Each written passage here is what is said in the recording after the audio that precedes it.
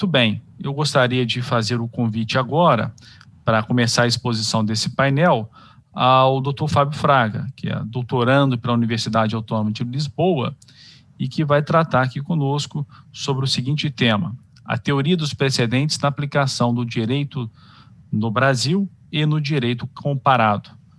Doutor Fábio, por favor, a palavra é sua. Obrigado, João. Bom, antes de mais nada, eu queria agradecer o gentil convite feito pela BDF. Eu faço na pessoa do nosso querido presidente Gustavo Brigagão e aproveito para parabenizá-lo pelo grande sucesso que está sendo esse 5º Congresso Internacional de Direito Tributário.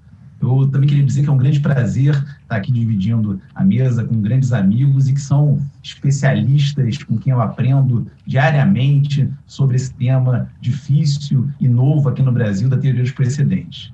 Como eu quero respeitar meus 15 minutos de tempo, eu vou me permitir ir direto para o meu tema. O meu tema central é o da teoria dos precedentes no direito brasileiro e no direito comparado.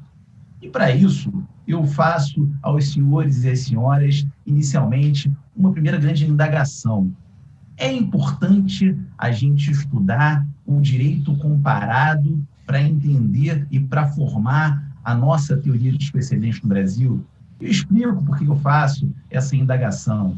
Eu tenho ouvido muito, e confesso que me causa um certo incômodo, tenho ouvido muito que nosso direito brasileiro ele tem tantas particularidades que seria impossível a gente utilizar os conceitos construídos nos últimos 320 anos em países mais experimentados no sistema de common law, como, por exemplo, a Inglaterra e os Estados Unidos, que são os mais famosos. De modo que teríamos que construir uma teoria dos precedentes à brasileira.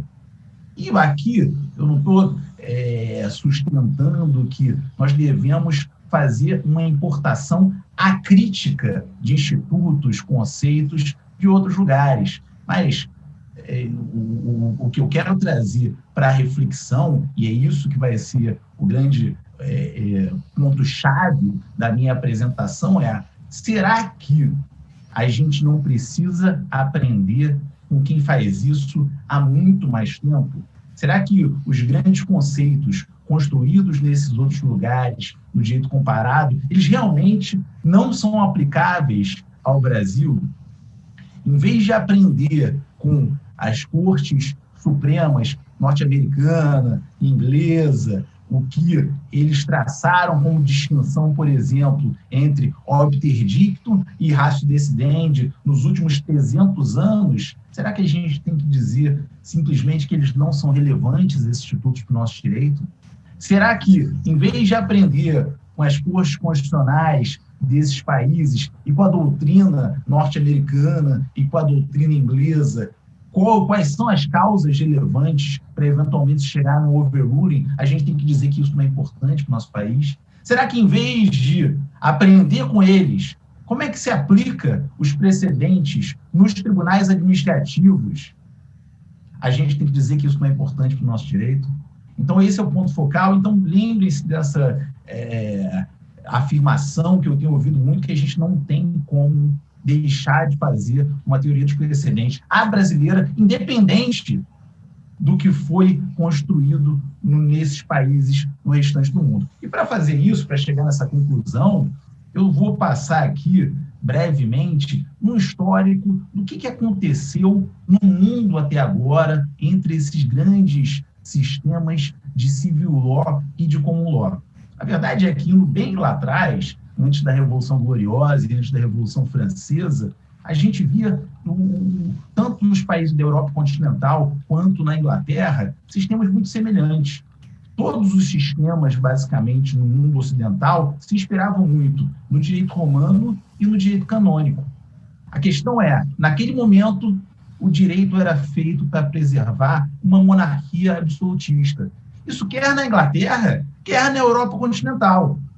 Só que, por volta de 1689, foi uma revolução que durou muito. A Revolução Gloriosa na Inglaterra, ela termina com a monarquia absolutista naquele país. Só que o término da monarquia absolutista daquele país foi feito de uma forma muito leve e suave. Os historiadores costumam se remeter a essa revolução como uma revolução sem sangue.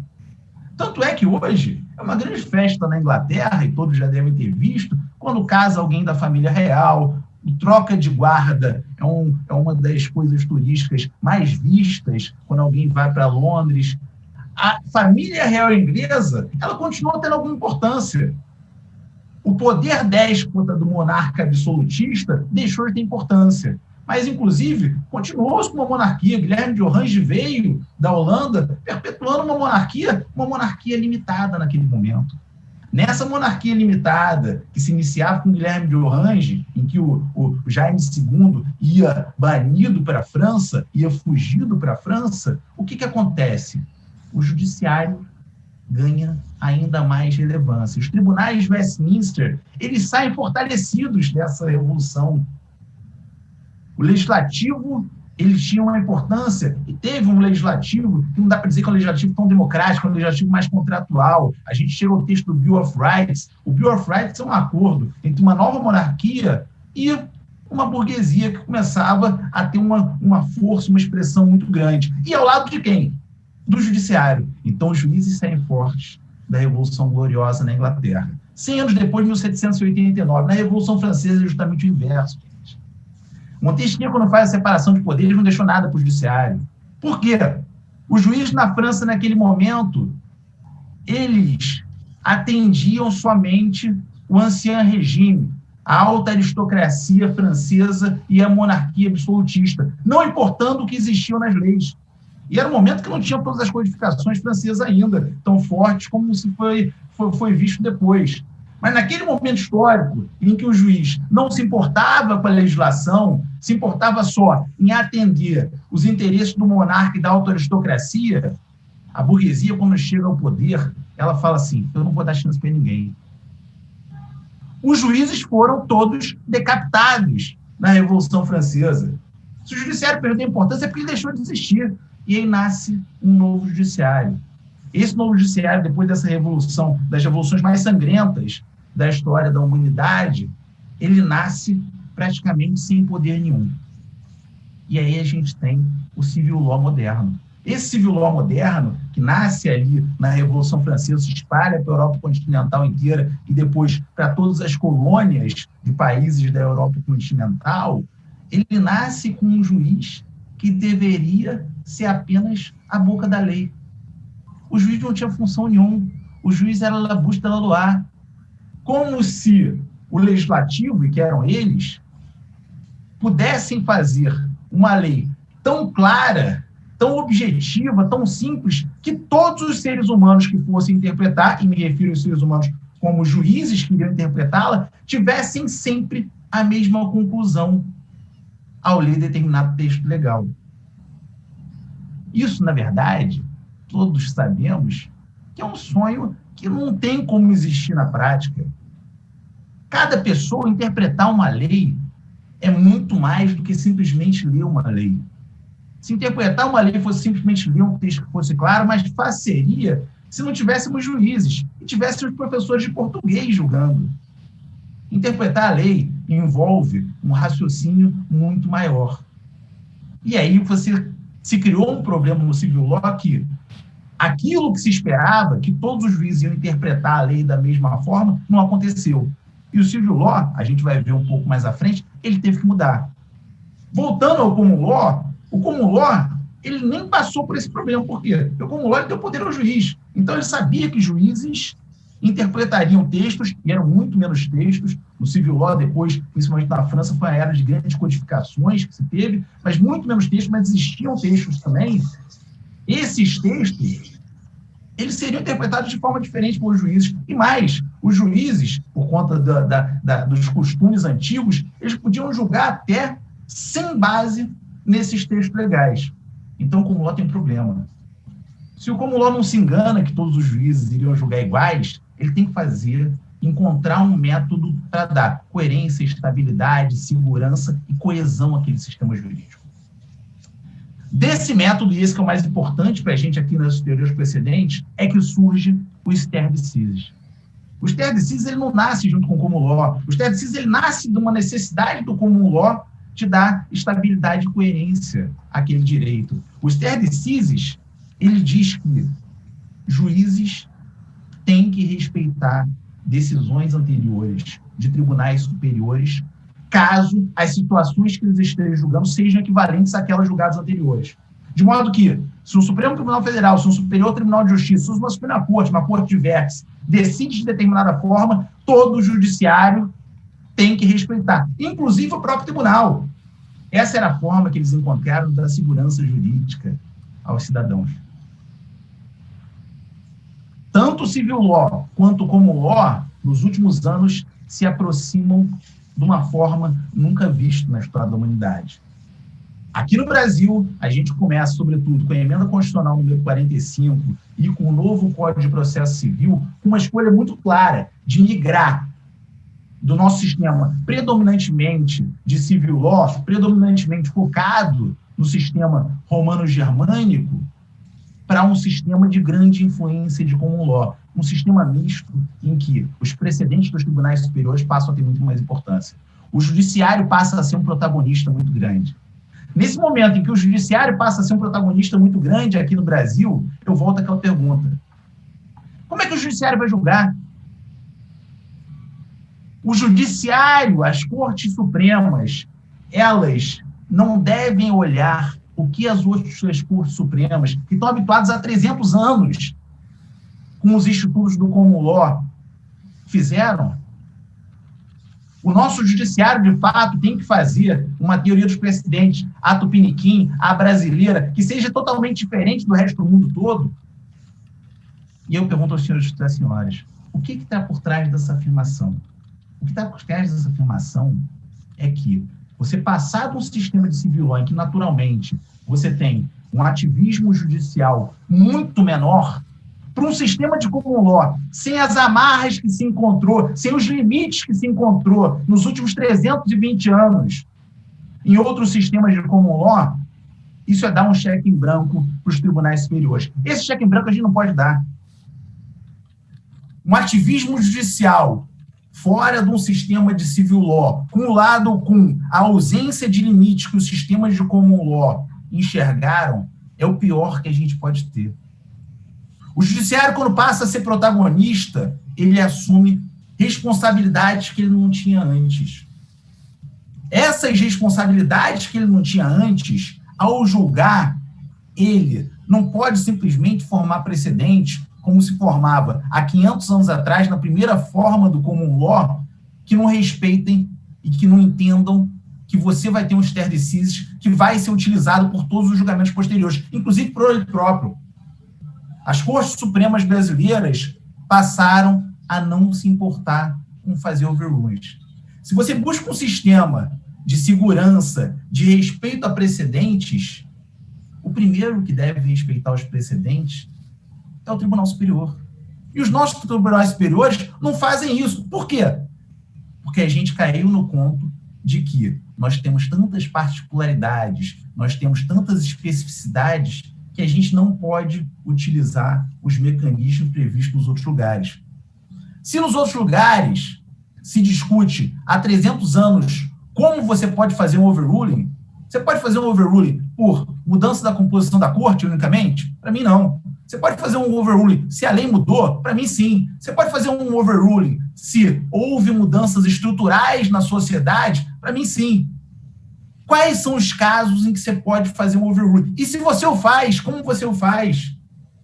Esses overrulings implícitos que têm sido feitos, e falando que, porque aqui no nosso direito é diferente, eles não são sérios em lugar nenhum do mundo.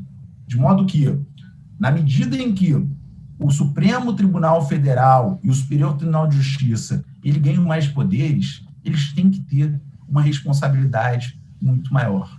E essa responsabilidade a gente nunca vai ter dando um salvo-conduto para as cortes, dizendo que a gente não tem como aprender com o que estudaram lá fora nos últimos 320 anos. A gente tem que, sim, em foros como esse, e na academia, analisar o que se fez lá fora e, de forma crítica, dizer isso especificamente não se enquadra no nosso direito, mas todo o resto, talvez a gente tenha que usar. Se a gente começa a fazer um bolo, a gente tem que ir atrás de uma receita.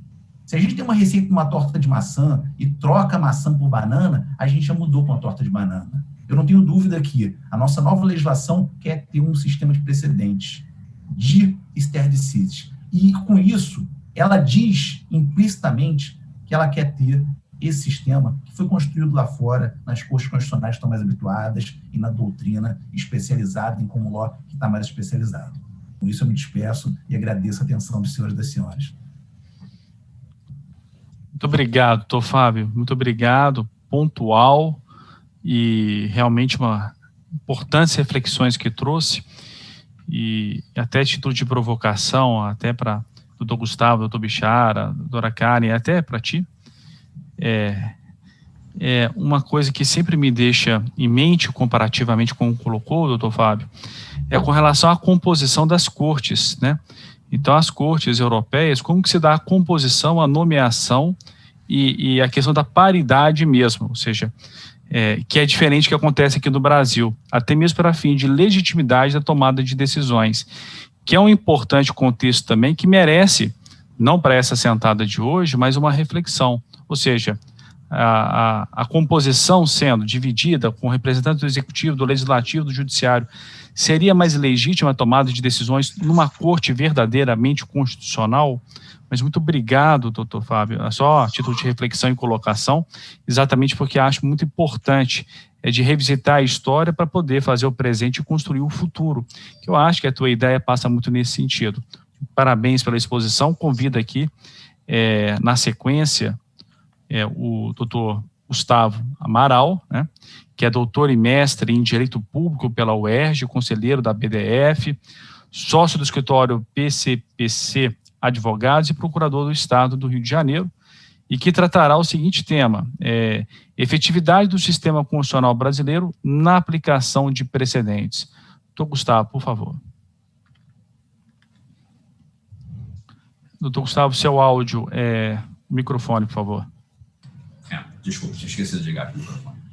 Bem, eu agradeço primeiro a BDF, a gentileza do convite, é sempre uma grande satisfação e fico muito feliz do sucesso desse congresso até aqui. Espero poder colaborar com essa apresentação. Parabenizo o Fábio pela sua apresentação inicial e os meus demais colegas de painel. Nesse ponto, o Fábio começou falando sobre a teoria dos precedentes. Nesse primeiro momento, eu prefiro ficar sem o slide, né? Na hora que eu for colocar o slide, eu peço. E aqui nós vamos falar sobre a efetividade da aplicação dos precedentes. Não é ainda a questão do overruling, né? Esse os colegas vão tratar. Mas como o Supremo vem fazendo a questão da aplicação dos precedentes. Para isso, uma abordagem geral seria impossível, pelo menos em 15 minutos. Nós vamos pegar alguns exemplos. O primeiro ponto que eu acho que vale a pena a gente lembrar é a distinção do sistema, do fundamento das decisões, dentro de um sistema baseado na lei e um sistema não necessariamente baseado, mas que aceita a fundamentação baseada em precedente. Se a lei é o fundamento, bem, a lei é sempre o fundamento. Uma nova corte, uma nova decisão, porque está vinculada à lei, pode decidir de outra forma. Afinal, o título para decidir, ser ministro, ser membro daquela corte, a atual composição detém tanto quanto a anterior. Se a decisão é sobre a lei, ou seja, você não esgota essa decisão. Como na prática você tem muito a própria corte utilizando os seus precedentes, como decidimos no passado, como um fundamento, e para tentar evitar essa flutuação de jurisprudência, né, a célebre citação do Banana Boat, que o STJ, o ministro do STJ colocou, não vamos lembrar que seja, o Google lembra a quem não se recordar da questão do que foi a referência ao Banana Boat, feito por um ministro do STJ durante uma sessão de julgamento. Tá? A legislação evoluiu para colocar dentro do direito positivo, a legislação brasileira, um respeito ao precedente. A hora que o precedente passa a ser o fundamento de uma decisão, a decisão judicial ganha uma nova natureza. Ela não é apenas a solução daquele litígio, daquela questão que foi submetida ao judiciário. Ela é uma norma jurídica. Por que é uma norma jurídica? Porque ela vai ser a base da solução de litígios futuros, de questões futuras mesmo, não apenas decisões futuras, mas situações jurídicas simplesmente não ocorreram. O precedente foi afixada a tese em setembro, e em fevereiro do ano seguinte eu tenho um fato, e esse fato vai ser qualificado pela regra jurídica que decorre também daquele precedente. Então, o precedente, para ele ser aplicado, ele vai ter, tal como uma norma jurídica, a hipótese e a consequência, ou seja, qual é a situação, quais são os elementos significativos da situação para que eu aplique aquele precedente, tá? E qual a consequência que nós vamos ter. Então, esse eu acho que é um primeiro apanhado geral que me parece importante para a gente fixar em alguns outros pontos, né? Nesse período, agora, de 2020, o Supremo Tribunal Federal produziu decisões em matéria tributária com uma velocidade possivelmente sem precedentes, né? No campo das taxas, nós tivemos, por exemplo, o agravo regimental na medida cautelar da DIN 5374, em que, mesmo sendo uma medida cautelar, foi fixada uma tese, que viola o princípio da capacidade contributiva na dimensão do custo-benefício, a instituição de taxa de polícia ambiental que exceda flagrante e desproporcionalmente os custos da atividade estatal de fiscalização, né? O mesmo entendimento nós tivemos em outros precedentes, também agora no mesmo período de menos de 12 meses para cá, na DIN 6.211, em que diz que, ausente a equivalência entre o valor exigido do contribuinte e os custos alusivos ao exercício do poder de polícia, a taxa seria inválida, né? E aqui nós vamos pegar como um primeiro caso de aplicação de precedente do Supremo a situação da taxa Siscomex. Aí já peço que venha o slide, acho que o segundo slide. Isso. Qual era a questão que estava ali? O Supremo decidiu em plenário virtual, inclusive sem distribuição de relator. O relator do acórdão é o ministro-presidente, ou seja, foi para aplicação de jurisprudência já consolidada. Foi aplicada aqui jurisprudência. Aqui você não pode majorar taxa sem lei, porém, a majoração por ato infralegal até o limite do IPCA, ela é válida, né? Realmente reafirmou, existe esse precedente? Sim, existe. Tá? O Supremo já decidiu assim incontáveis vezes? Sim, já decidiu assim incontáveis vezes. Ali, naquele caso, o Supremo decidiu exatamente a mesma tese jurídica que decidiu no passado? Sim, decidiu. Aonde está a perplexidade, né? Nesse caso específico, estava dentro da moldura fática, não é um fato que não foi considerado, estava afirmado no acórdão do Tribunal Regional Federal, folha 252 do processo, STJ, de que havia, tem uma tabela ali, em que havia uma equivalência entre o custo geral relativo ao Siscomex e a arrecadação com a taxa Siscomex até o momento da majoração. A partir dessa majoração, passou-se a ter o valor total da arrecadação corresponder a 3,74 vezes o custo. Ora, neste caso, nós temos um exceder ao custo do serviço? Temos. Né? Por quê? Por que não se aplicou os outros precedentes? Tá? Próximo slide, por favor. Próximo slide? Isso. Por qual motivo a tese fixada nas ADINs aqui mencionadas não foi aplicada?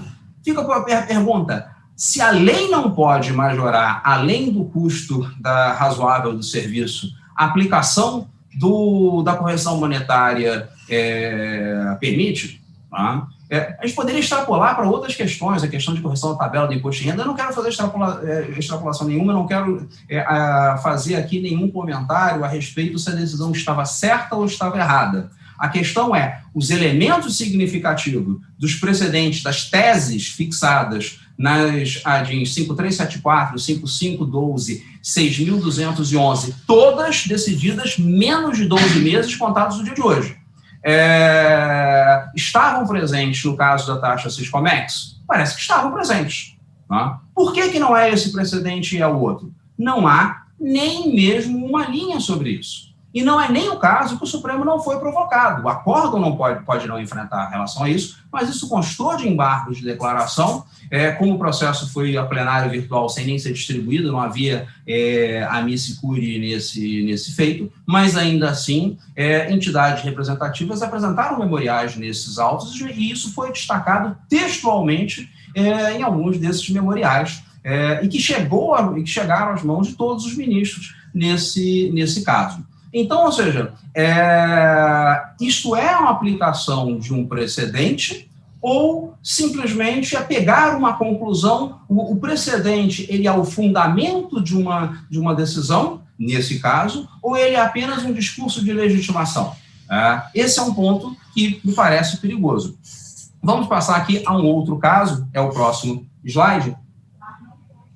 É um caso ainda não julgado, a DIN 4785, que está em questão a taxa de fiscalização de extração de produtos minerais do Estado de Minas Gerais. Esse processo já entrou e saiu de pauta algumas vezes, foi jogado para o plenário virtual e já no final do prazo do seu julgamento, já com vários votos proferidos, o ministro Luiz Fux fez o destaque e esse processo retornará no plenário presencial sem uma data ainda definida. Tá? Mas vamos então pegar os votos proferidos até agora. O ministro relator, o ministro Fachin, não aborda em nenhum ponto a questão dos custos estatais. Ele fala de capacidade contributiva, diz da lucratividade do setor mineral, diz que a alíquota é muito baixinha, o valor dali, e diz que haveria, em tese, uma pertinência entre a tonelada de mineral extraído e a fiscalização estatal, mas não entra especificamente na questão do custo. O ministro Toffoli, o outro voto, ele cria um critério, diz, olha, aqui o total da arrecadação, segundo os dados do portal da transparência, é um pouco superior ao custo de fiscalização. Aqui eu vou fazer um parênteses, não é o custo de fiscalização, porque esse custo você não tem aberto, é simplesmente toda a despesa realizada de todos os órgãos que, por lei, teriam alguma competência relativa à fiscalização. Ou seja, esta taxa, isoladamente, produz uma receita efetiva arrecadada, segundo o portal da transparência do governo de Minas Gerais, superior a toda a despesa de todas as secretarias vinculadas à atividade de fiscalização. Mas como esse excesso não é, segundo o ministro, de 3, 4 vezes, como nos casos que eles já julgaram, isso seria constitucional. Bem, em plenário virtual, uma modificação dos precedentes e sem nenhum aviso prévio.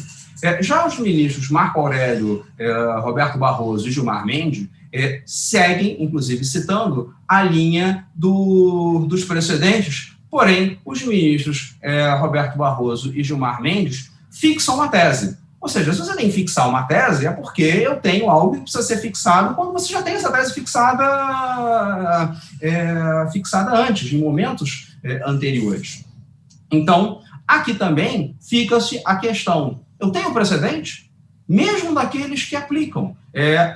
Se precisa fixar novamente uma tese, não é reafirmação de uma tese, é porque talvez aquilo não foi o suficiente. Por que não seria suficiente? Né? Aqueles que rejeitam sequer entram, ou seja, os votos entre esses grupos não dialogam entre si. Tá? O aspecto, existe um excesso, essa taxa produz um valor que supera o custo alusivo ao poder de polícia? Tá? Sim ou não? Se sim, por que não se aplica ou não se aplica o precedente? Né? Nós não temos isso no caso concreto. Então, ou seja, a discussão, me parece, sem nenhum prejuízo do conflito entre teses, tá? A questão, me parece, de certa forma, como se nós tivéssemos também um problema no campo factual. Ou seja, qual é o problema no campo factual? Né? O exame do processo e a seleção de quais são os elementos significativos, naquele caso, que justificam um precedente ou outro, ou em casos como a taxa Siscomex, em que você tem elementos significativos de precedentes distintos. Como eu faço isso? Né? Simplesmente varrendo para debaixo do tapete um aspecto e só aplicando o outro? Isso me parece bastante complicado. É lógico que o Supremo lida com um estoque colossal de processos, mais do que qualquer outra corte constitucional. A gente não tem sombra de dúvida quanto a isso. Então, limpar o passado é importante. Mas nós não temos um sistema, e isso não precisa de base legal, me parece que precisa de uma postura do próprio Supremo, de alertado, tá? E ele é alertado, parar um pouco, não, deixe-me reexaminar, deixe olhar essa questão. Então, um papel que muitas das vezes a Procuradoria-Geral da República exerce, isso não precisa estar na lei, me parece que as grandes entidades, que a BDF, as Confederações Nacionais, né, através de memoriais, quantas vezes, vamos pegar, gente, o caso do fim social, aquele lá de trás, vamos pegar o acórdão do Supremo. No acórdão do Supremo, nós temos, na fundamentação de votos, memoriais feitos pelo escritório de Iocanto. Estavam nos autos? Não, nunca tiveram nos autos. Ou seja, o Supremo sempre funcionou, não aos 300 anos da teoria dos precedentes, como o Fábio coloca, mas na nossa experiência aqui, nós tivemos essa abertura a atores qualificados da sociedade civil.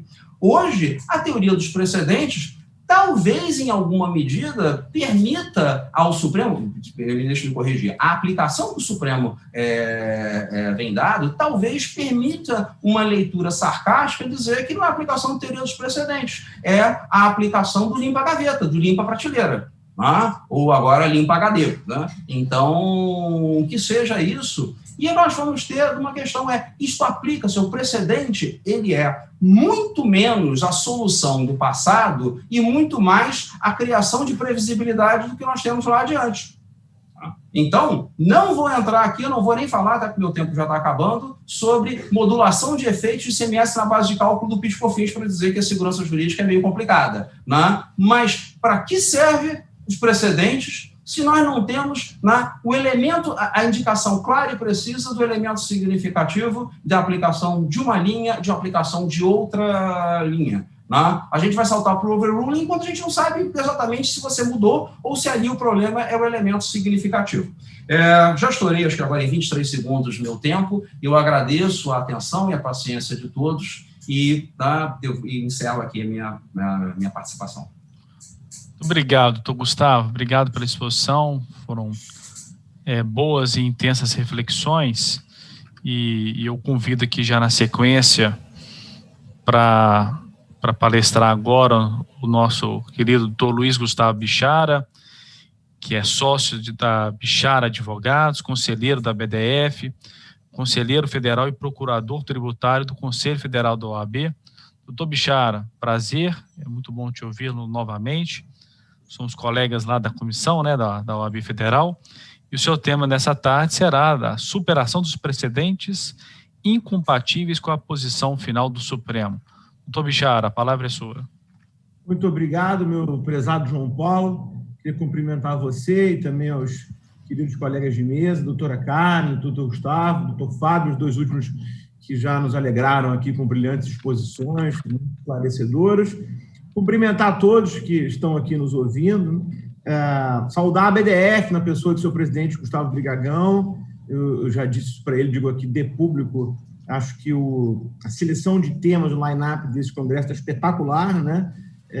Uma pena que, às vezes, há tantos temas bons concorrendo simultaneamente, então nós temos que fazer, às vezes, escolhas de Sofia, né? Eu, por exemplo, gostaria de estar vendo um outro módulo agora, não propriamente o meu, né? Mas há debates muito interessantes, assim, e acho que essa sistemática ficou muito instigante. Realmente, cumprimento a escolha dos assuntos, a meu ver, está brilhante. Também gostaria de cumprimentar por essa inovação na rigidez com os 15 minutos. Eu acho que, hoje em dia, ninguém aguenta mais, exposição muito grande, palestra muito grande. Nós vivemos, como diz o ministro Barroso, a revolução da brevidade, né? e como já advertia Miguel de Cervantes, nenhum bom raciocínio permanece parecendo bom se for longo. Então, eu achei muito feliz essa questão dos 15 minutos, assim a gente pode bater papo, pensar ideias e provocar o debate, que é a minha função aqui hoje, né? Então, indo direto ao ponto, embora esse evento traga temas modernos, interessantes, alusivos ao futuro, o meu não é um deles. O meu é um tema que se discute, talvez, seguramente é um tema do século passado. Eu me lembro nitidamente de discutir esse assunto na primeira metade dos anos 90, então esse é um tema muito velho e é talvez um cadáver insepulto na jurisprudência brasileira, que é o tema da convivência da coisa julgada incompatível com a palavra final do Supremo acerca daquele assunto, acerca da interpretação de determinada norma, e a gente convive com essa insegurança, pelo menos aí nesses últimos 30 anos ou mais, como a gente deve tratar a questão da coisa julgada nas relações de trato sucessivo quando ela não se compatibiliza com a pronúncia final do Supremo. Eu trouxe aqui algumas provocações dos colegas, peço que se coloque o primeiro slide aí, por favor, e acho que esse tema ele ganha alguma atenção especial nesse momento, apesar de ser velho, porque o Supremo está prestes a julgá-los, né? Os temas 881 e 885, né? Então, a qualquer momento devem ser julgados, né? E eu queria fazer uma observação ainda inicial, mas que eu acho que é muito válida, no seguinte sentido: quando isso aqui for resolvido, nós saberemos, então, finalmente, o que fazer com essas decisões passadas em julgado. E o famoso tema do ICMS, PIS e COFINS estava pautado para o dia 1º de abril, alguns de vocês vão se lembrar. E esse tema, sobre a questão da coisa julgada, pautado para o dia 15. Ambos saíram, né? Mas acho que eles vão continuar juntos. Isso não me parece uma coincidência. Eu quero só chamar a atenção aqui dos colegas para o seguinte: o que o Supremo disser neste caso, sobre a convivência da coisa julgada, certamente será aplicado pela União na discussão sobre o futuro de quem já tem coisa julgada sobre ICMS, PIS e COFINS. Então, esse é um ponto muito importante, porque a gente sabe que inúmeros contribuintes já têm coisa julgada sobre essa matéria, mas não se sabe como ela vai conviver com eventual pronúncia futura do Supremo. Se o Supremo disser, por exemplo, eventualmente mudar de ideia, ou eventualmente modular, não quero discutir o mérito desse tema agora, mas se o Supremo disser alguma coisa diferente do que está dito hoje, e se o Supremo disser, nesse caso, que a alteração jurisprudencial se aplica automaticamente, sem necessidade de manejo de rescisória ou revisional, vamos falar disso já, inequivocamente esse precedente será aplicado ao caso do ICMS, PIS e COFINS. Então, eu acho que esse caso assume uma gravidade até maior do que ele tinha antes.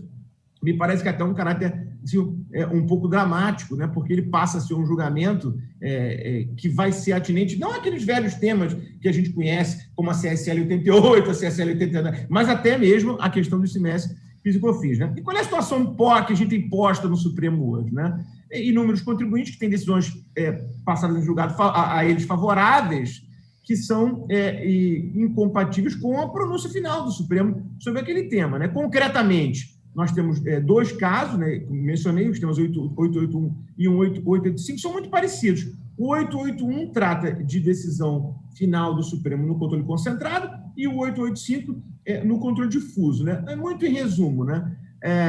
Curiosamente, ambas as partes debatem seus argumentos com o mesmo vetor, né? Com o vetor segurança jurídica, né? A Fazenda alega que o contribuinte não pode conviver num regime diferente de todos os outros, que ele tem que se submeter àquela pronúncia definitiva do Supremo, ou seja, que a interpretação final do Supremo é a que deve valer para todos, né, independentemente da existência de uma coisa julgada no caso concreto. E os contribuintes também, muito em síntese, defendem naturalmente que a prevalência da coisa julgada e sua inviolabilidade decorrem diretamente do mandamento constitucional e que esse é um preço a se pagar para que a gente possa conviver nesse sistema dúplice de controle de constitucionalidade. Portanto, se uma coisa julgada se forma no controle difuso antes da decisão do Supremo no concentrado, ela deveria prevalecer. De novo, o vetor SQ é sempre a segurança jurídica manejada ou esgrimida dos dois lados. E o que o Supremo vai decidir agora? Se há um limite temporal para a coisa julgada. E, fundamentalmente, esse é um ponto muito importante.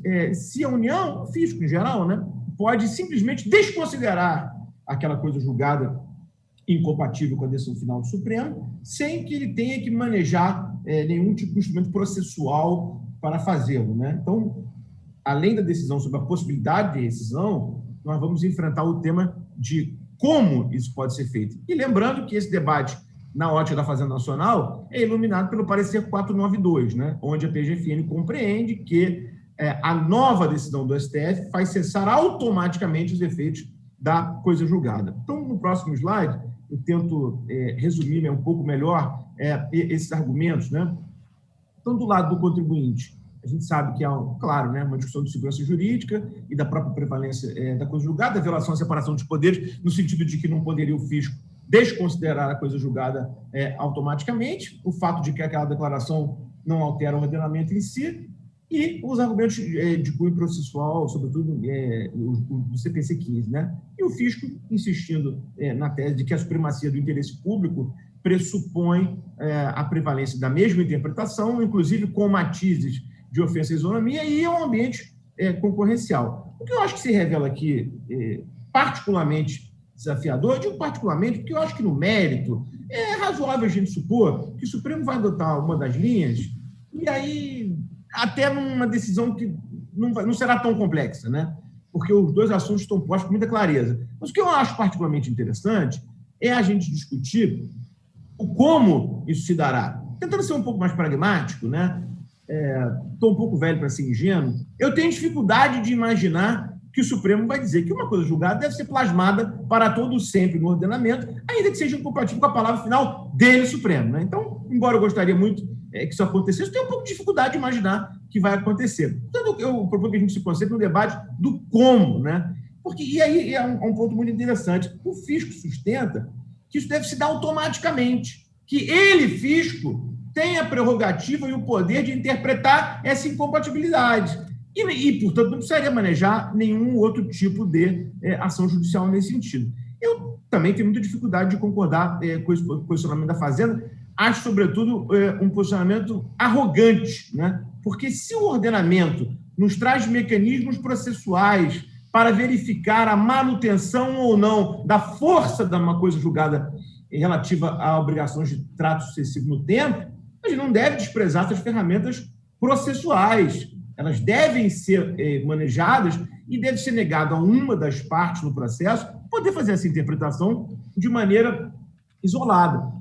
Como dizem os constitucionalistas portugueses, esse é um tema onde o monopólio da última palavra deve ser do Poder Judiciário, né? Não há por que temer que o Poder Judiciário nos diga se a coisa julgada vale ou não. E como é que a gente pode obter essa pronúncia? Através de uma nova discussão que vai ser posta ou em ação rescisória ou em ação revisional. Esse tema da rescisória, os colegas sabem, mas não custa a gente lembrar, o novo CPC 15, no artigo 525, ele prevê expressamente, né, que o título baseado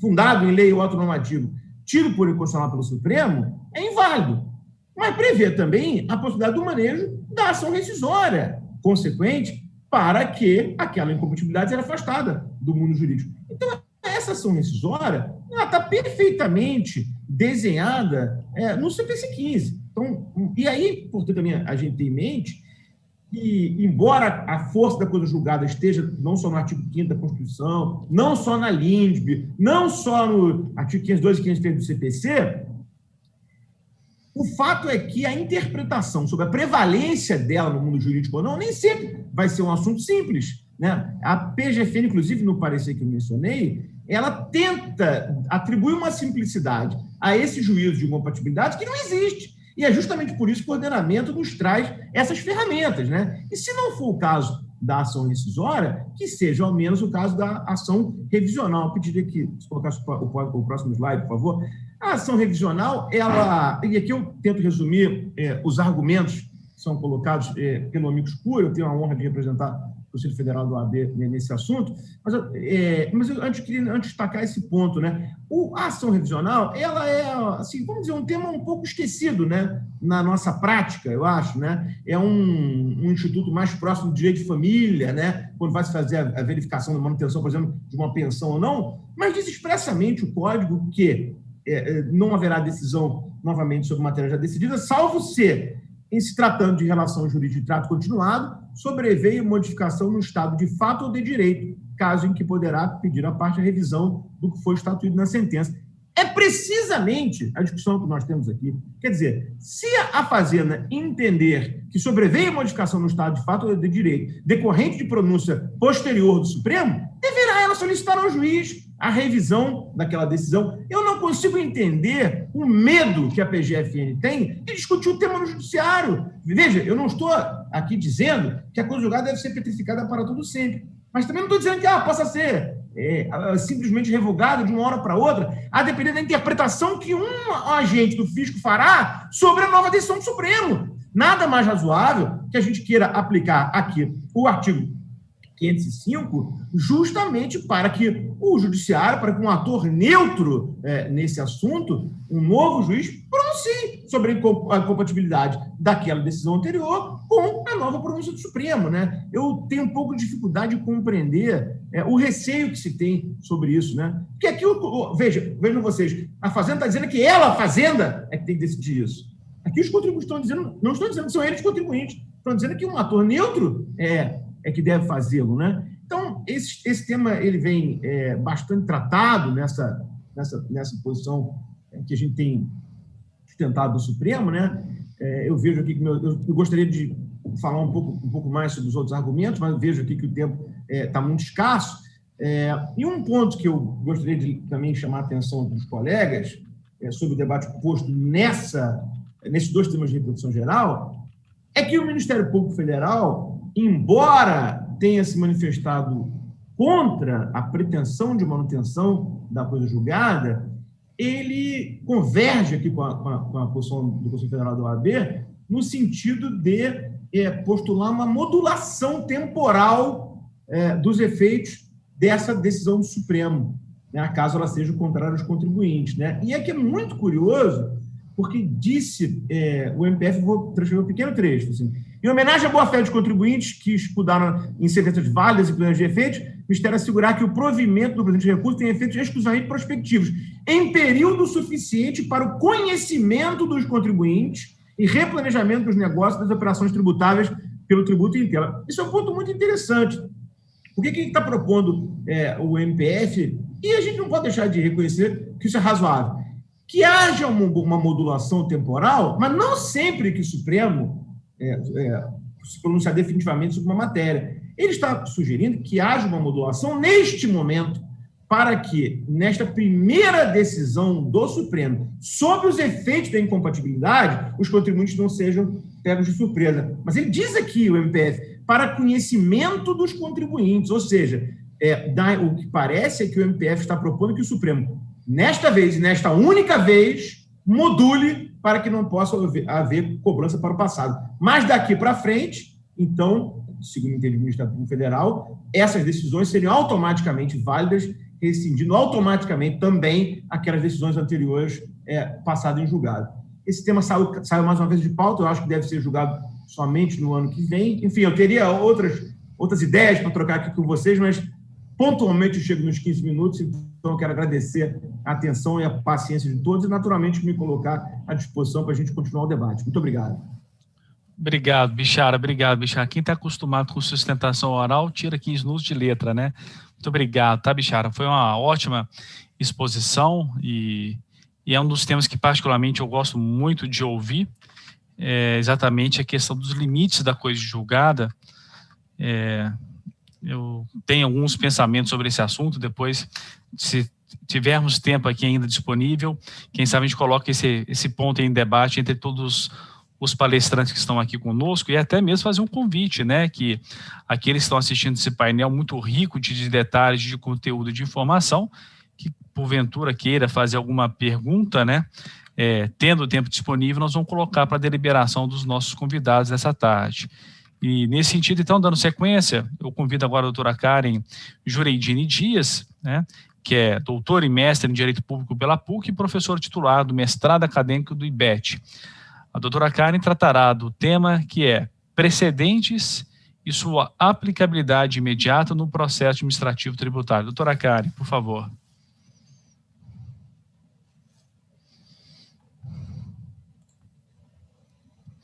Ou acho que o áudio, viu, doutora Karen?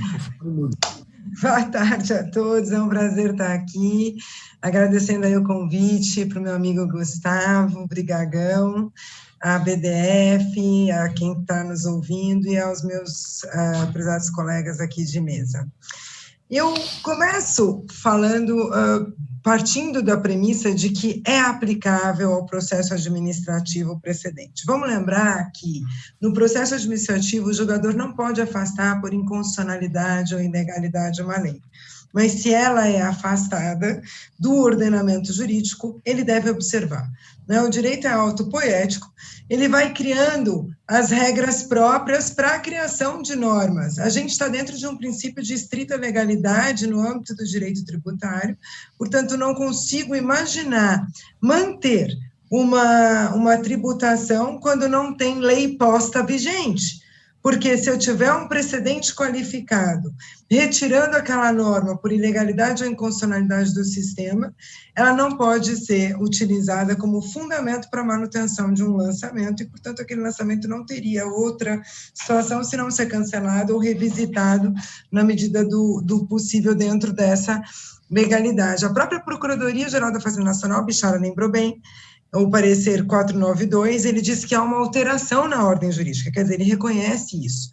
E uma coisa não dá para ser boa e não ser boa ao mesmo tempo, né? Então, se ele é suficiente para alterar a ordem jurídica, se ela diz a gente tem que observar o precedente como razoável duração do processo e prevenção de litígio, inclusive o outro parecer da Procuradoria, o 502 de 2016, determina que a própria a Procuradoria informe a Receita e ela observe isso, não vejo como não se aplicar imediatamente ao processo administrativo, mas eu volto depois nessa questão. Eu quero focar quais são, em que medida, os problemas que o Tribunal Administrativo enfrenta para a aplicação do precedente. E eu vivi essa situação na pele até quando teve justamente essa alteração dos precedentes e os julgamentos do Conselho. Vamos pegar o artigo 927 do Código de Processo Civil, ele fala, ADI e ADC. Isso não tem problema, porque já está na Constituição Federal, no 102, dizendo que vai vincular, inclusive, a administração tributária, não é nem só o processo administrativo. Enunciado de súmula vinculante, idem, vincula já a própria administração tributária.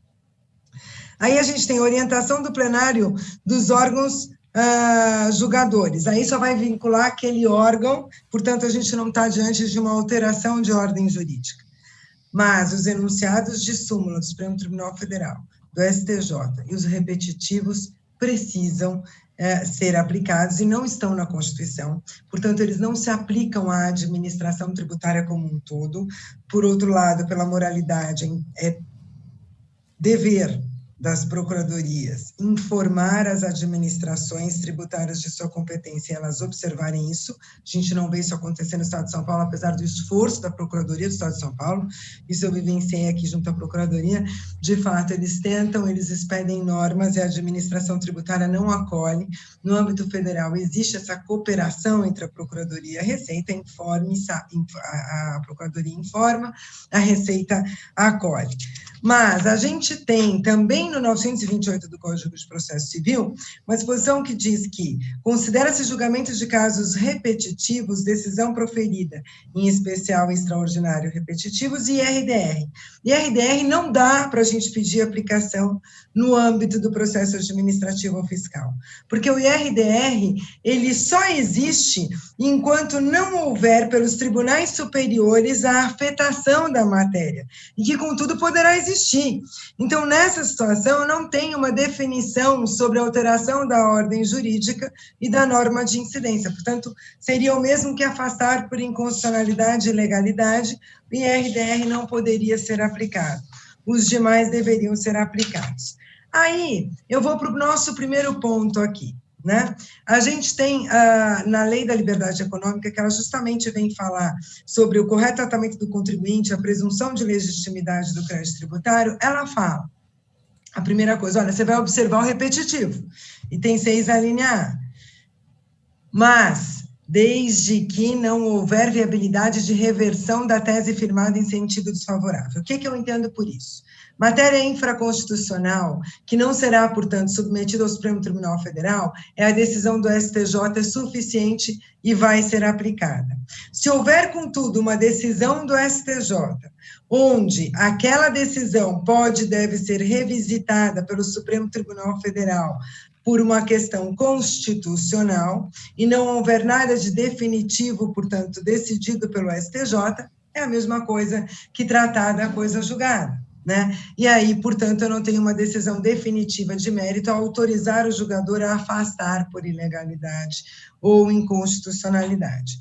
Segundo ponto que é muito importante da Lei da Liberdade Econômica é a questão da ratio decidente, que o Gustavo Amaral estava tratando de alguma forma aqui, e que faz todo sentido. Quer dizer, a Lei da Liberdade Econômica, apesar dela ser aplicável para o federal, me parece que isso é uma regra geral de um entendimento harmônico do sistema processual, e ela diz o seguinte: você pode deixar de recorrer quando, por um fundamento que foi utilizado num outro tema, mas que aquele fundamento seja igualmente relevante. A Procuradoria já tem disposição nesse sentido, né? E o próprio Código de Processo Civil. Engraçado, quando começou essa história do repetitivo e nas dificuldades que a gente teve no conselho, na época que eu era conselheira, para julgar as matérias, a gente discutia, poxa, como é que o Supremo ou o STJ começam a julgar em repercussão geral e em repetitivo, sem um debate amplo com a sociedade, com os amigos da corte, do entorno que está naquela decisão, né? Porque a gente vai ter N problemas no momento de olhar para o dado concreto, se aplica ou não um repetitivo, ou as discussões que abrangem aquilo e que eventualmente não estão naquele caso tratado como paradigmático, né? Então, esse é um problema, e é um problema da gente ter alguma coerência com as razões de decidir, porque senão a gente nunca vai ter norte interpretativo das normas que a gente tem nos obrigando ou nos permitindo alguma coisa. Né? E aí, o Código de Processo Civil acabou tratando de alguma forma isso. Porque quando ele trata dos repetitivos no 1038, ele diz que o conteúdo dos acórdãos abrangerá a análise dos fundamentos relevantes da tese jurídica discutida. Está aí a ratio decidente sendo diferentemente tratada no caso dos repetitivos e a necessidade da gente olhar para essa aplicação pela sociedade. Eu vou pedir para passar para o próximo, por favor. Veja, aqui, como é que a gente fez? Tinha lá o repetitivo da prescrição. A gente teve que adequar. Esse é o primeiro problema, né? Como que se adequa? A gente adequou o prazo de ação de repetição a próprio pedido de restituição administrativa. E na decadência, como é que a gente fez? A gente pegou aquela situação, olha, você vai contar a decadência pelo 150 se tiver pagamento. A gente equiparou pagamento à compensação. Então, isso é uma coisa que tem que fazer, que é para tratar dos casos na subsunção. Você tem uma cognição muito grande no processo administrativo de fatos, e você precisa fazer essa adequação ao precedente e vai precisar trabalhar com a ratio decidente, porque senão você não vai adequar precedente nenhum. O próximo, por favor. Por favor, o próximo. Aí aqui a gente tem exatamente, eu acho que um dos casos tratados aqui pelo Bichara, né, que é a situação de não observar a coisa julgada, né? O que acontece? Tinha o parecer da Procuradoria dizendo é alterada a ordem jurídica, tinha uma coisa julgada, isso é uma situação, e aí o que acontecia? Quando tinha uma decisão do STJ sobre esse tema, dizendo que não poderia desrespeitar a coisa julgada, aí se aplica, então, o do STJ, porque lá está a definição de como aplicar a decisão do Supremo. Mas isso não tem nada a ver com a situação de um overruling, por exemplo, né? Porque o overruling não é isso, não é você superar uma coisa julgada. O overruling é você superar um posicionamento e um entendimento, né? E aí vai ser muito importante que se diga, em qualquer hipótese de overruling, como que você vai trazer o passado, seja em função do 100, do 146, do artigo 24 da Lei de Introdução às Normas de Direito Brasileiro, para que o processo administrativo possa também, assim, tratar o overruling. No próximo, por favor. Aqui a gente tem aqui a gente tem uma situação de distinguish, né? Ou não. Veja, gráfica, situação de prestação de serviço, ISS por gráfica, né? Aqui, o primeiro acórdão respeita, o segundo acórdão não respeita o precedente qualificado. Diz que ele existe, fala da súmula, mas fala, olha, decidiu para o ISS, não para o IPI. Ora, pois. Uma coisa é o distinguishing, dizer, isso aqui não é essa atividade, não se subsume ao ISS. Outra coisa é dizer, tem um overruling que está dizendo que vai depender da destinação. Outra coisa é dizer, sim, esse tema se enquadra lá no ISS, mas mesmo assim, como não decidiu textualmente para o IPI, eu não vou cobrar. Por isso é tão importante a gente ter ideia de que toda essa ratio descendente se aplica, né? Para o próximo, por favor. E eu já vou concluindo.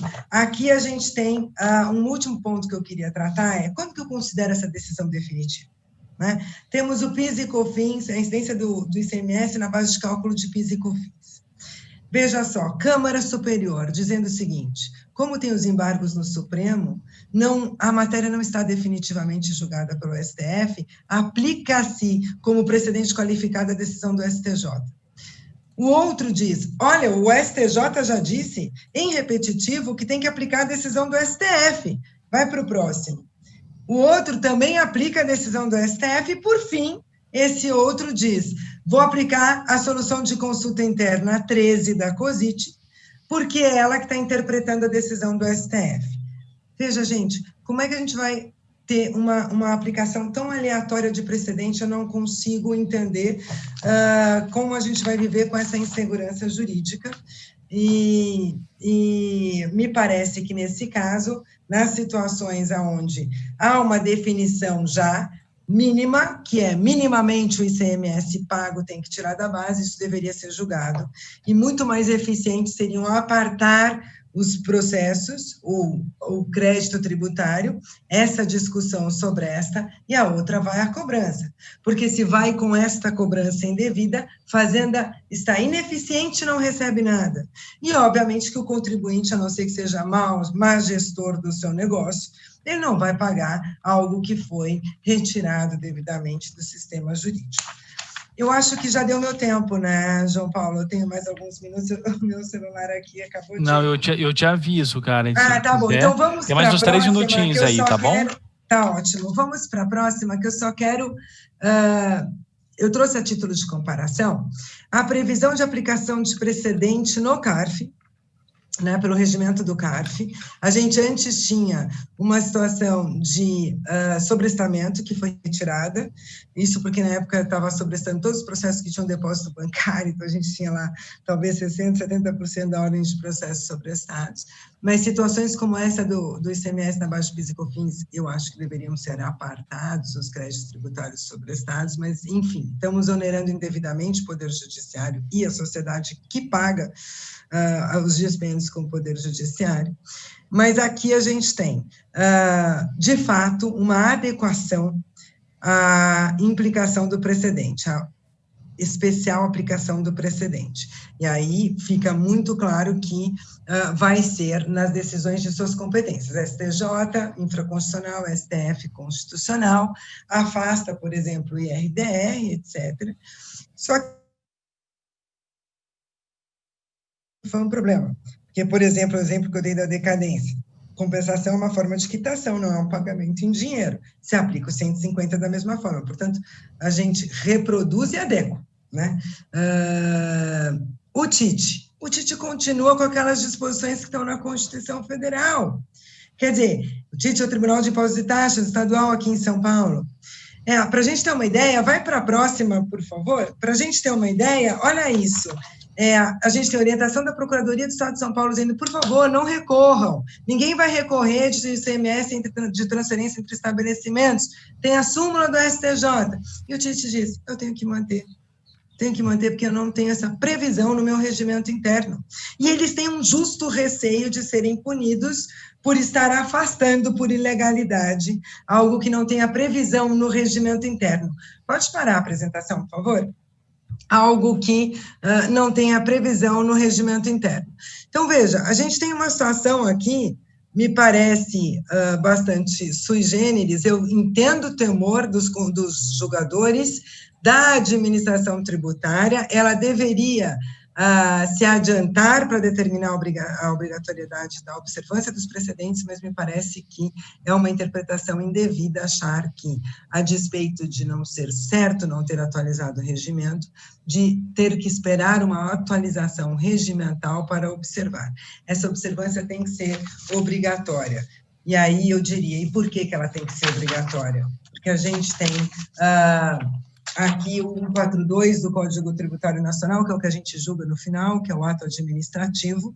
Ele tem um controle externo, que é do Poder Judiciário, princípio da jurisdição una, portanto, é lá que eu vou ter a palavra final, que já foi dada, e é por isso que tem esse entendimento da alteração da ordem jurídica, legalidade, moralidade, eficiência, que estão vinculando. E, por fim, acabei, João Paulo, uma última conclusão a gente tem como cláusula pétrea na Constituição Federal o processo administrativo e o devido processo legal, enquanto controle de legalidade. Isto, portanto, é uma jurisdição atípica que seja exercida nesse controle interna corporis pela administração. Pelo artigo 13 do Código de Processo Civil, a jurisdição é exercida por normas processuais. O artigo 15 do mesmo código, ele diz que vai se aplicar supletivamente, ou seja, complementando, que é o caso do Tribunal de Impostos e Taxas que eu dei um exemplo, ou subsidiariamente, que é quando o processo administrativo nada disser, vai se aplicar a regra. Ela só não vai se aplicar para o CARF, porque o CARF corretamente adequou-se à regra, mas aos outros tribunais ela vai precisar ser aplicada. CARF adequou-se às regras, mas a gente viu aí os problemas na aplicação, né? Como eu mostrei aí em decisões aleatórias, aplicando ou não aplicando o precedente dentro da interpretação do conceito de definitividade ou de distinguishing. É isso, muito obrigada, João Paulo. Obrigado, doutora Karen. Ótima exposição, muito interessante e até assim, só para fazer um comentário, eu estou aqui tentando fechar minha tese de doutorado e estou estudando a questão de precedentes também, e até o precedente que eu estou tratando é o tema 392 do Supremo, e como que a decisão ali tomada, que é aquela questão da imunidade nas aquisições feitas por pessoas jurídicas imunes, imunidade do ICMS e do IPI. E ao formular o tema, nos próprios debates, determinadas matérias muito afetas, argumentos dos contribuintes, né, muito ligadas ao tema central em discussão, o próprio Supremo, clara e objetivamente, aponta que não iria tratar do argumento trazido à tribuna, que no caso o argumento era o seguinte: é possível ter a imunidade tributária, não garantir imunidade tributária comparativamente quando se faz a importação, ou seja, quando uma entidade imune importa, não se recolhe o ICMS ou o IPI na importação.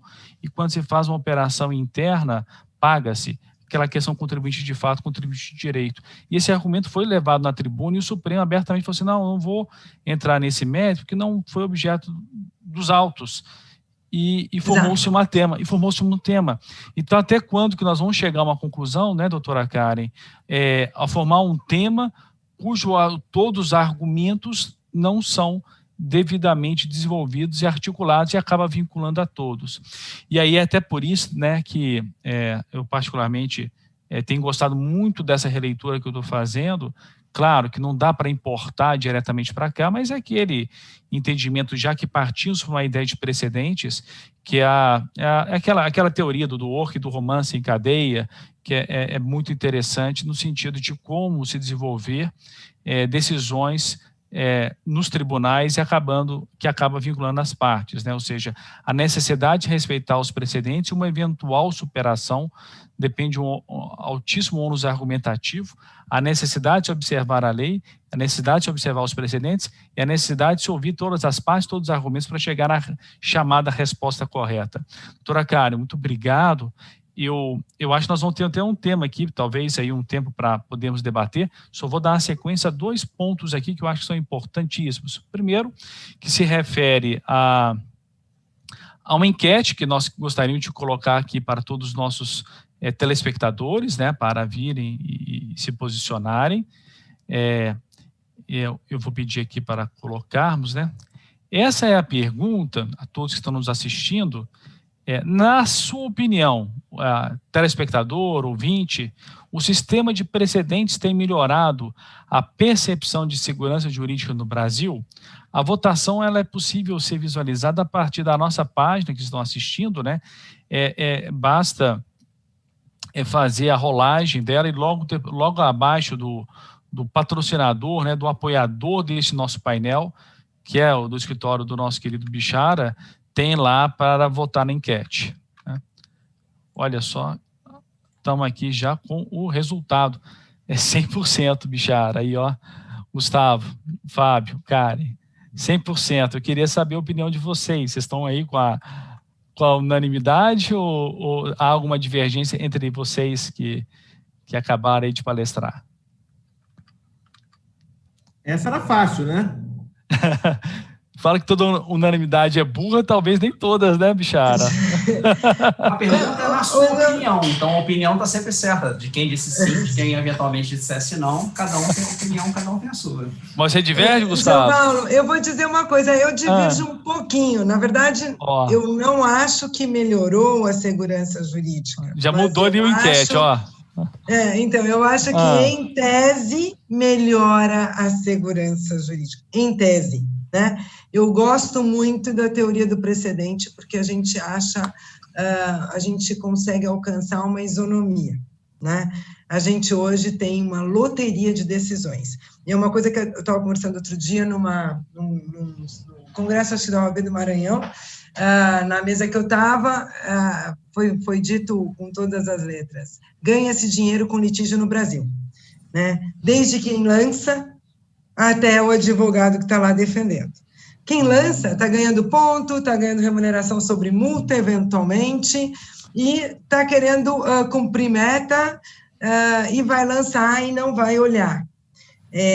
Muitas vezes, não estou dizendo que isso é uma regra geral, muito pelo contrário. A gente, o contribuinte, quando tem lá um julgamento, facilmente ele pode ter um julgamento absolutamente diferente daquele seu concorrente. Acabou a concorrência. Então, ele vai ter que litigar. E aí ele vai litigar, e vai litigar, e vai litigar, e pronto. E só quem perdeu dinheiro foi a sociedade, né? Então, eu acho que a teoria do precedente, ela é boa. O nosso problema no Brasil, a gente está tendo precedente sendo julgado, sem essa discussão da qual todos aqui falaram, e eu falei sobre a ótica de quem depois vai ter um problema para olhar no processo administrativo, né? Então, a gente tem esse problema que me parece muito importante. Segundo, a gente está tendo overruling sobre overruling sobre overruling, isso é uma loucura, né? Tirou a segurança jurídica do próprio precedente, não é essa? Isso está em oposição à regra do precedente, né? Então, essas são as minhas considerações aí, João Paulo. Inclusive... Faz 5 minutos e ia ficar meio a meio. Ela falou, já puxou 20% pro sim, olha lá. Eu queria empurrar você, Bichara, para defender, para ver se reduz ou aumenta. Eu tenho 1 minuto, sim. Eu acho que tem um ponto, que eu acho que ele não falou, mas eu tenho certeza que perpassa nossas mentes e corações, que é o seguinte: nós não vamos ter segurança jurídica que a gente imagina ter. Não adianta.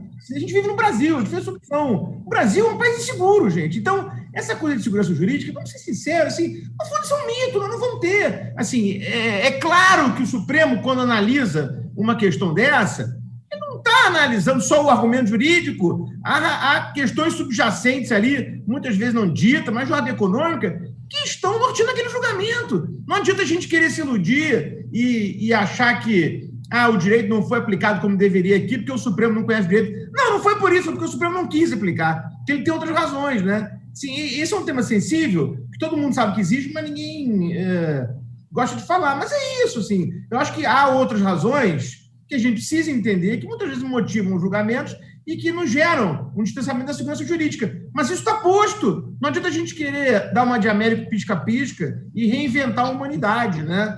Isso está posto. Eu acho que a gente precisa compreender o fenômeno e lidar com ele só. Isso aí seria uma coisa estrutural, né? Desculpa, Não, sem nenhum problema. Na completar aqui o Bicharo, o Américo pisca-pisca, que no Monteiro Lobato queria colocar a melancia no lugar da jabuticaba, e aí depois acordou do sonho que a jabuticaba caía na cabeça dele e viu ele morrer, ia ser a primeira vítima da minha reforma da natureza. Mas dentro dessa questão, né, esse poder de Américo pisca-pisca, o Supremo sempre vai ter, né, de reformar a natureza, porque ele tem caneta e tem tinta, né, e agora com os bits até é mais fácil.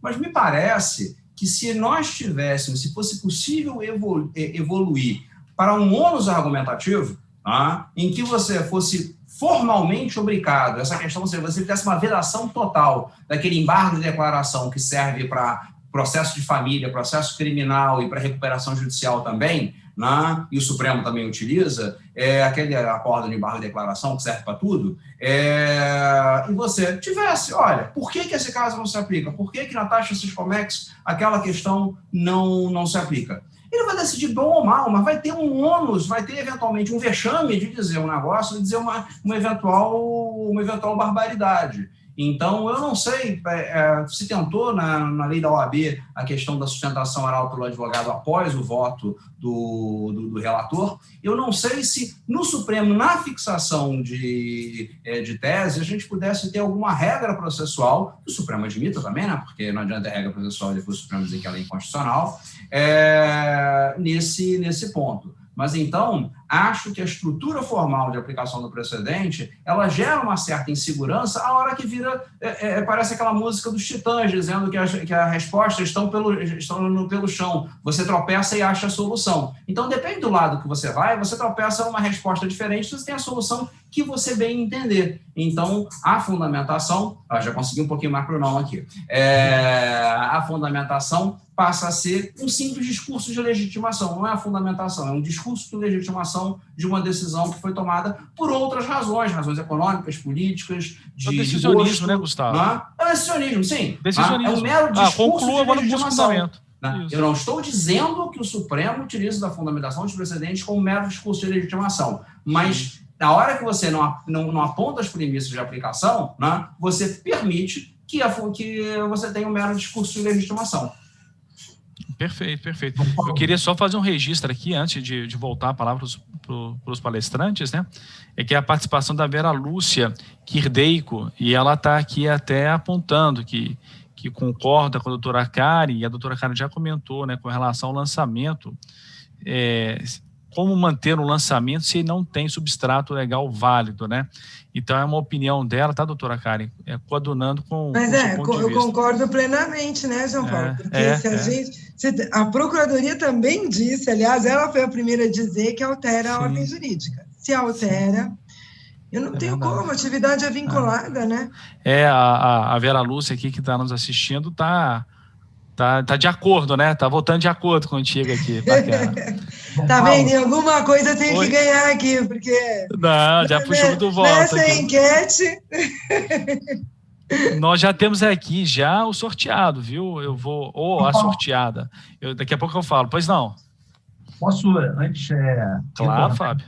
O tema da pergunta, eu acho que a nossa pergunta, talvez se fosse, na sua opinião, o sistema de precedentes irá melhorar a percepção de segurança jurídica no Brasil, talvez ela tivesse uma resposta diferente. Eu acho que a verdade é que hoje a gente está numa ponte. E do outro lado eu vejo uma margem boa em que a gente vai utilizar a teoria dos precedentes da forma adequada. Esses debates que a gente traz aqui são justamente para a gente continuar com essa esperança de que a teoria dos precedentes, e não é só aqui no Brasil, a verdade é, a gente não pode ter um complexo de vira-lata. Eu dava aula no ano passado na Universidade Complutense de Madrid. A Espanha está passando pelo mesmo momento histórico. A Espanha está descobrindo também um sistema que era super legalista, super normativista, e que começa a olhar para a importância dos precedentes também. A Europa continental inteira está passando por esse mesmo problema. A América Latina, os outros países só não estão porque estão um pouco atrasados com relação a isso. Mas, dentro dessa transição, eu acho que vai ficar muita gente no caminho. E acho que muita coisa ruim vai acontecer. E a gente vê o plenário virtual aí trazendo a celeridade que todo mundo pediu, só que julgando de forma totalmente contrária ao contribuinte, sempre. O meu receio é como é que a gente vai se portar com essa transição, e o meu medo é a gente falar assim, não, olha só, isso não dá certo aqui, sem, de fato, dar a chance da teoria dos precedentes dar certo aqui no país. Eu acho que no final, quando a gente terminar esse caminho de transição, eu acho que a gente vai ter uma percepção de segurança jurídica muito maior no país, sim. Mas depende da gente também, de algum modo, subsidiar o Supremo Tribunal Federal, o Superior Tribunal de Justiça, com o que existe em outros países. Porque senão, talvez, se der uma liberdade maior, que dá margem a esse ativismo judicial que eles têm e gostam de ter, que não vão voltar atrás, sem limites, aí, de fato, a gente está perdido. Aí, talvez a gente saia com menos segurança jurídica até, não é nem numa situação igual, a gente sai pior. Verdade. Fábio, a aplicação correta da teoria do sistema de precedente no Brasil é que nem sexo na escola. Ninguém faz, todo mundo fala que faz, e quem faz errado. É verdade. O Bichara, eu acho que o Fábio até me corrija, tá?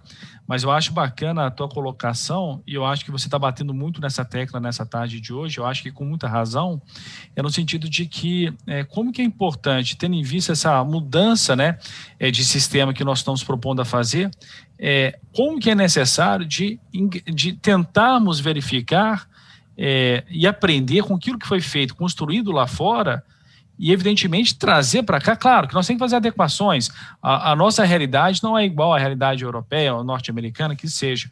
Mas a questão é não fazer uma coisa tão, entre aspas, a brasileira, né? É de tentar se valer daquilo que já foi feito anteriormente e trazer para cá com a responsabilidade, né, Fábio? É isso aí. Você pega um julgamento, por exemplo, do Sistema S. Existia um caso exatamente igual, julgado de CMS para cálculo de fins de importação.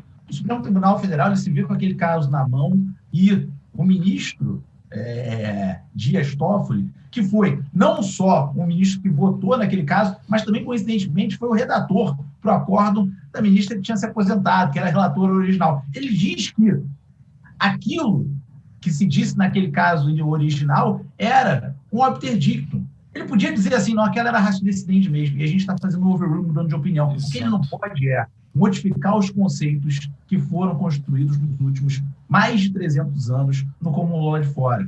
Se você quer mudar, você faça de forma expressa e não tem problema nenhum. Por quê? Porque mudando, fazendo overrule, fazendo superação de precedente, você tem que arcar com um ônus argumentativo muito maior. É o que se diz no mundo inteiro. O problema é, você não quer arcar com esse ônus argumentativo maior e aí você mente para as pessoas.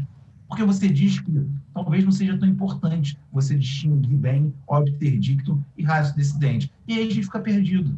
Por quê? A gente está naquela cidade do interior em que só tem uma biblioteca. E essa biblioteca, quem tem a chave é o padre. Ele te dá um livro de cada vez, o livro que ele quer.